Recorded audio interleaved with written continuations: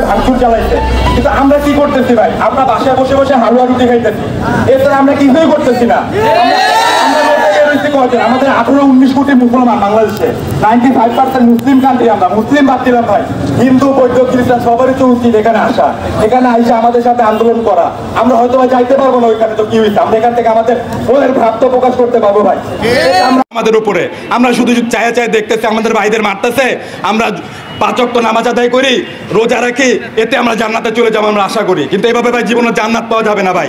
আমাদের নবীজি বলে গেছে তোমরা জিহাদ করো, তোমরা কাফেরদের বিরুদ্ধে জিহাদ করবা। তোমরা এই কাফের কারা, এই ইহুদি কারা, ওই ইসরায়েলেরা, এই ইসরায়েলদের মদত কারা, তাদের লেগে আমেরিকা তাদের ফুল সাপোর্ট করতেছে। আমরা শুধু ইসরায়েলের বিপক্ষে আন্দোলন করলে হবে না, আমাদের ফুলফিল আন্দোলন আমেরিকার বিপক্ষেও করতে হবে। এবং আমাদের পাশের দেশ ভাই ইন্ডিয়া, তারা কিন্তু আমাদের শত্রু কান্ট্রি ভাই। তারা কিন্তু এই যে গত 3 দিন না 2 দিন আগে আমি দেখছি যে তারা একটা আইন পাশ করছে কি আমাদের ইন্ডিয়ায় যত মসজিদ আছে, হ্যাঁ, যত ওয়াকফ যে সম্পত্তিগুলো আছে সেইগুলো তারা ভেঙে গুড়িয়ে তাদের মতো তারা ওইখানে শপিং মল বলেন, যাই বলেন, স্কুল বলেন, তা তৈরি করবে ভাই। এটা কিন্তু ভাই একটা ধর্ম উস্কানিমূলক একটা কাজ করতেছে।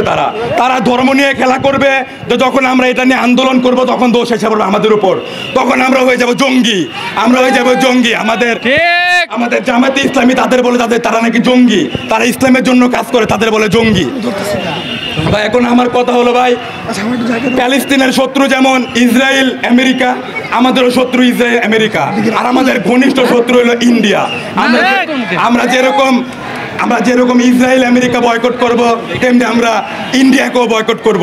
তাদের এখান থেকে আসে বনশ্রী থেকে আমাদের ভাইরা যোগ হয়েছে আমাদের সাথে। ভাই আপনাদের দৃষ্টি আকর্ষণ করতেছি, ভাই আপনারা আমাদের পিছিয়ে আসেন, ঠিক আছে। আমরা কিছুক্ষণ পরে একটা র্যালি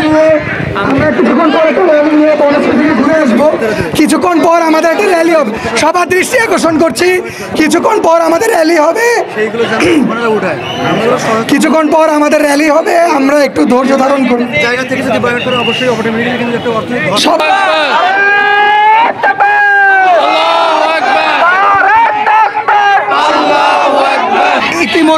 ইতিমধ্যে